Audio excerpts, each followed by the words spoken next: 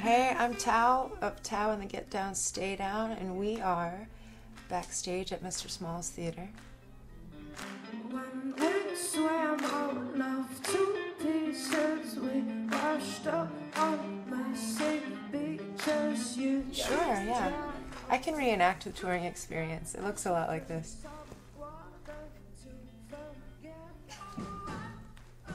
And that's pretty much how you spend your day, and then you show up at the venue.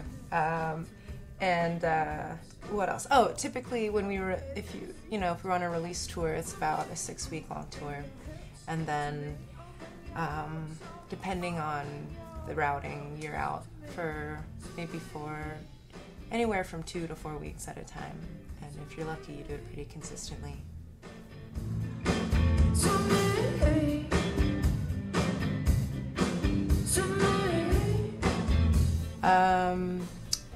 Aerosmith.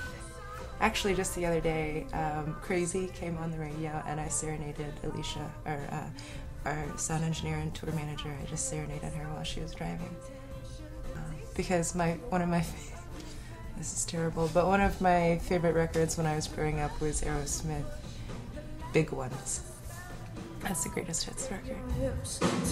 Oh, bring your hips. Oh God. Oh my God, guys. I really loved Step by Step, and I had it on video. I had it on a VHS, that Step by Step special, and I watched it maybe every 2 days. And I loved Jonathan Knight so much because he's so silent and strong, very stoic. And that whole time he was suffering from nervous breakdowns, and you never could tell.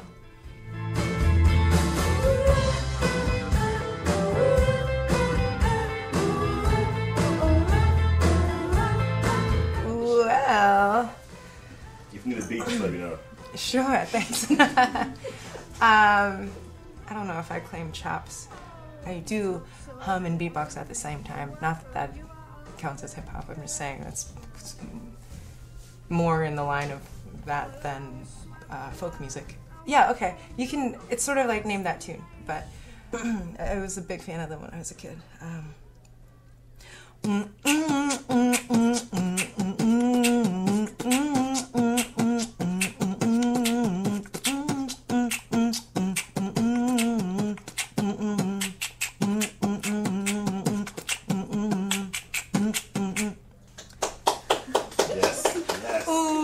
Baby! Yeah, and so on and so forth.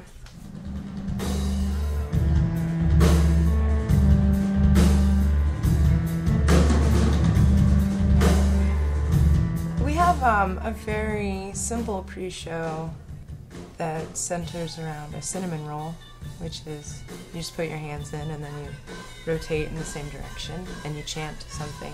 And it's all topical. It depends on the evening or what's happened.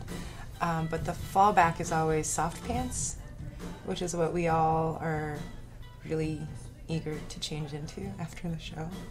When we go back to the hotel, we want to be putting on soft pants and watching terrible television.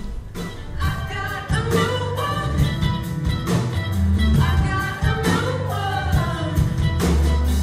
one. Send my bed for the big ideas. The touring of We the Common has definitely sort of presented us with experiences that, had the record not been about what it is about, I don't think these things would have come up.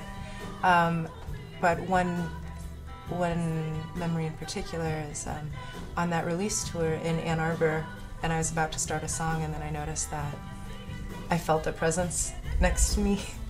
That wasn't one of my bandmates, and I look over and it's this woman who's come up on stage. She's really drunk, and she said, "Hey, I heard you do work with prisons." And I said, "Yes, I do." And she said, "I just really wanted to thank you for your work." And I said, "Oh, it's no problem." But we had this conversation that was actually very meaningful on stage while everybody was watching, because she wasn't ready to step down yet. So anyway, afterwards, there's a meet and greet. So she comes up and she gives me a hug, and she's still pretty drunk. That's fine. Maybe I was too. And she says, she takes out all the cash in her pockets, and she says, "I know that you work with these women in prison, and I want you to give them this money. I want you to give the organization that you work with this money." And it was was like $120 just out of her pockets. And she said, I used to be poor, but now I'm okay, and I want these women to have this money. And I thought that was incredible. And that was a reminder and a reinforcement of what this record was about, this kind of collective energy that's taking care of people. And I didn't know that it would be so well enacted, and it was really inspiring.